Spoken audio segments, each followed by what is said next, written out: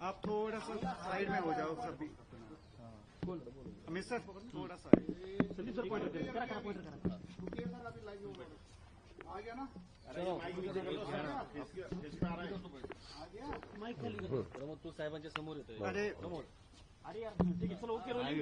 जानकर साहेब तुम्ही संजय राऊत साहेबांची भेट घेतली, उद्या तुमचं आंदोलन होणार आहे, तुम्ही निवडणूक आयुक्तांची देखील भेट घेणार आहात, पण त्या पार्श्वभूमीवरती भेटीगाठी आणि संजय राऊतांची पहिली भेट काय चर्चा? नाही नक्कीच महाराष्ट्रामध्ये ईव्हीएमच्या माध्यमातून या महाराष्ट्राची वाट कशी लावली आणि आमच्या महाराष्ट्रामध्ये मार्कडवाडी असेल, धानोरे असेल, प्रत्येक गावामध्ये जो उठाव झाला त्याच पद्धतीचं वातावरण सगळ्या महाराष्ट्रामध्ये आहे आणि याचा कुठं ना कुठंतरी शोध घेतला पाहिजे।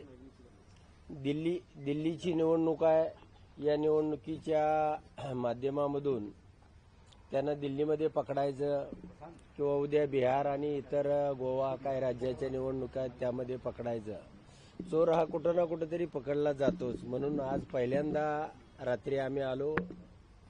संजय राऊत साहेब आमचे नेते आहेत, गेले अनेक वर्ष अनेक दिवस ते लढाया करतायत, अगदी जेलमध्ये सुद्धा त्यांना टाकून त्यांचा आवाज दाबण्याचा प्रयत्न केला, पण ते ज्याही हिमतीनं लढले त्याच हिमतीनं आम्ही सुद्धा लढतोय, परिणामाची चिंता न करता लढतोय।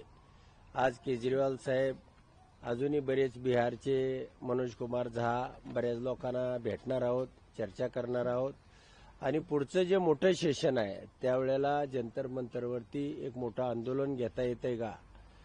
25 तारखेला निवडणूक आयोगाचा स्थापना दिवस आहे 25 जानेवारीला आणि त्या दिवशी मी जंतर मंतरवरती बसणार आहे।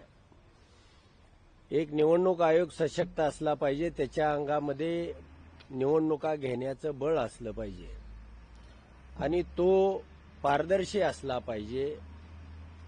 अशा पद्धतीची व्यवस्था या देशामध्ये तयार करणं, निर्माण करणं आणि आता महाराष्ट्रामध्ये ज्याही पद्धतीने यांनी मताची चोरी केली आणि त्यामध्ये जिंकणारे पराभूत केले आणि पराभूत जिंकून टाकले, म्हणजे जे 10-5 हजारानं पराभूत होणारे होते ते लाखाच्या फरकाने आले आणि जे लाखाच्या फरकाने माझ्यासारखे निवडून येणार होते ते बरेचसे पराभूत झाले, माझ्यासारखे काटावर आले आणि म्हणून या दिल्लीमध्ये सगळ्यांच्या भेटीगाठी घेऊन आम्ही पुढचं धोरण ठरवू।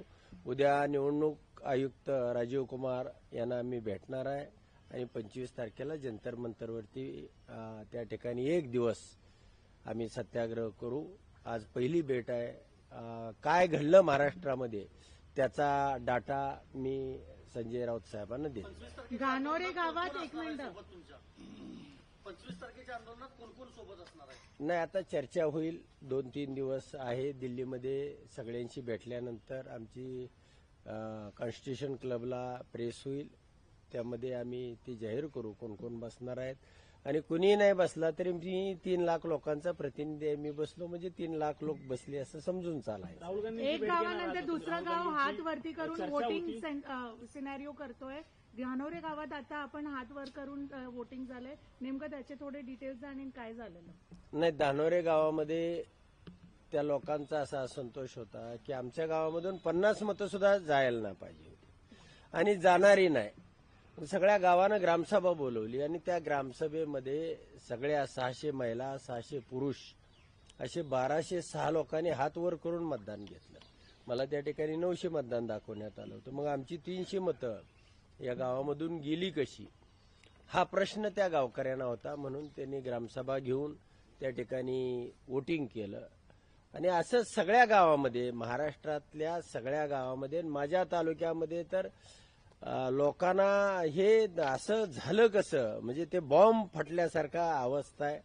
म्हणूनच मी याचा शोध घेणं, त्याच्या मुळाशी म्हणजे मुळ्याच्याही खाली जाणं आणि यापुढच्या काळामध्ये कधी ईव्हीएमच्या माध्यमातून भारतीय जनता पार्टीला मताची चोरी करू द्यायची नाही हा वेढा उचललेला आहे आणि त्या पद्धतीने